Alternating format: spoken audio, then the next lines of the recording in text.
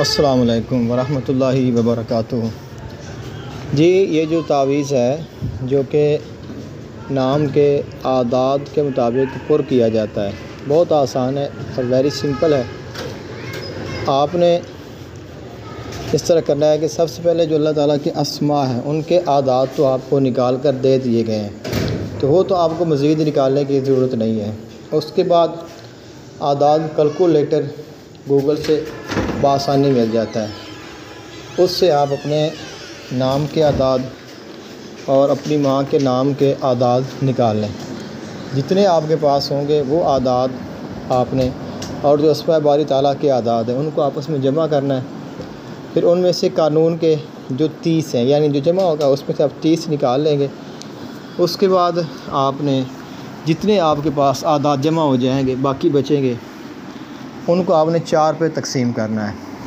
जब आप तकसीम करेंगे तो उसके बाद आपके पास जो तकसीम करने के ऊपर, यानी आप उसको तकसीम करेंगे तो उसके बाद आपके पास एक रकम आएगी, और एक रकम आएगी कि जो आप जब तकसीम करेंगे तो तकसीम करते हुए जो रकम ऊपर आती है जिसके साथ तकसीम किया जाता है, तो आपने उस रकम को आपने अलग रख लेना है।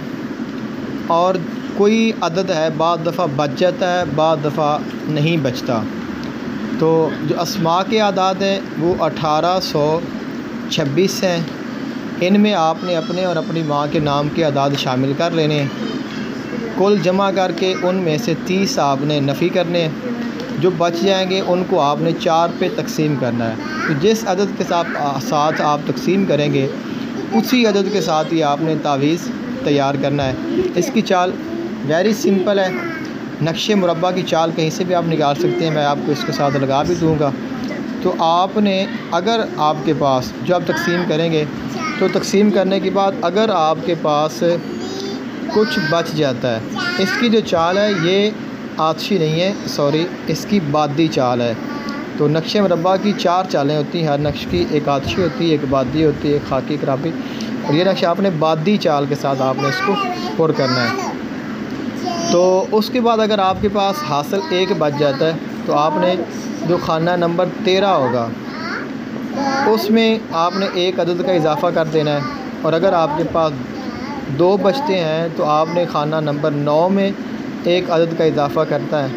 और अगर आपके पास 3 बचते हैं तो आपने खाना नंबर 5 में एक अदद का इजाफ़ा करना है। लेकिन अगर आपके पास कुछ भी नहीं बचता तो आपने सिंपली जो आपके पास रकम आएगी उसको आपने खाना नंबर 1 में रखना है, और उसके बाद एक एक अदद बढ़ाते जाएंगे तो आपका ये जो नक्श है ये तैयार हो जाएगा। और ये जो वो लौ है जो हम अस्मा बारी ताला और उनके आदाद, अपनी माँ के आदाद, इसके साथ हम ये नक्श ख़ुसूसी तौर पर तैयार करते हैं। तो इसको आप करें, कोई मुश्किल नहीं है।